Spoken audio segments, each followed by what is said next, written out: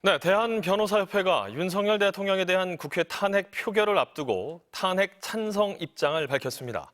또 탄핵 표결 결과와 상관없이 윤 대통령 내란죄 수사를 위한 특별검사 임명 절차에도 적극적으로 임하겠다라고 말했습니다.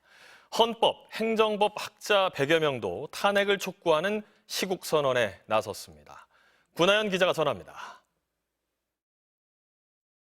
대한변호사협회가 윤석열 대통령에 대한 탄핵에 찬성한다는 입장을 밝혔습니다. 대한변협은 윤 대통령이 오늘 아침에야 담화를 발표하고 사과를 한다면서도 사실상 정치권의 책임을 미루고 국정 운영을 정부와 여당에 맡긴다고 했다면서 대한민국의 미래를 더 이상 현 정부와 여당에 맡길 수 없음을 선언한다고 했습니다. 대한변협은 그러면서 위헌적인 비상계엄을 선포해 군을 동원한 대통령은 더 이상 직무를 집행해서는 안 되고 공동 책임이 있는 현 정부와 여당이 국정을 전담해서도 안 된다고 비판했습니다. 이어 헌법과 법치주의 질서 회복을 위해 윤 대통령은 헌법 절차에 따라 탄핵되는 것이 마땅하다고 했습니다. 탄핵 외 다른 선택지는 하야뿐이라고도 했습니다. 대한변협은 탄핵을 피할 수 있는 유일한 길은 윤 대통령이 국회의 탄핵 표결 시간인 오후 5시 이전에 자신의 직을 가능한 최단 시간 안에 내려놓는 구체적 일정과 거국 내각 수립 계획을 밝히는 것뿐이라고 했습니다.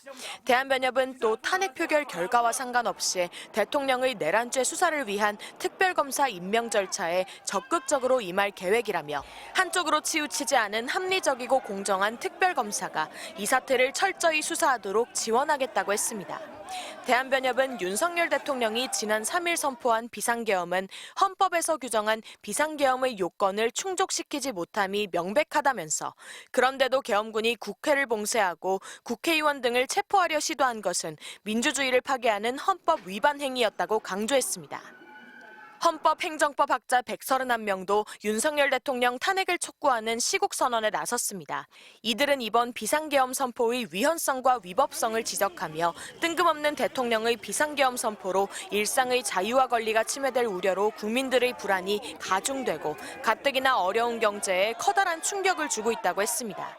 또 우리나라가 여행자제국으로 지정되고 외교 행사에 중대한 차질이 빚어지는 등 외교 관계에 회복하기 힘든 위기를 자초하였고 우방국과의 아무런 협의도 없이 군을 동원함으로써 북한이 오판할 수 있는 빌미를 주고 국가 안보를 위태롭게 만들 수 있는 위험천만한 불법을 저지른 것이라고 강조했습니다. 헌법 행정법 학자 131명은 또 헌법이 비상조치를 통제할 최후의 보루로 설정한 국회에 통고도 하지 않았을 뿐만 아니라 오히려 국회의 기능을 마비시킬 목적으로 경찰을 동원하여 국회를 봉쇄하고 무장병력을 국회에 난입시켰고 계엄 대상이 아닌 중앙선관위를 점거하여 선거 관련 정보에 접근하려 시도했다고 지적했습니다. 이들은 또 심지어는 국회의장과 여야 대표를 포함한 핵심 정치인을 반국가 세력으로 몰아 구금하려 한 정황마저 드러나고 있다며 이는 모두 헌법과 법률이 허용하지 않는 위헌, 위법한 불법 행위이며 나아가서 국헌문란과 폭동을 구성하여 내란죄의 혐의마저 야기하는 폭거라고 강조했습니다. MBC 뉴스 구나연입니다.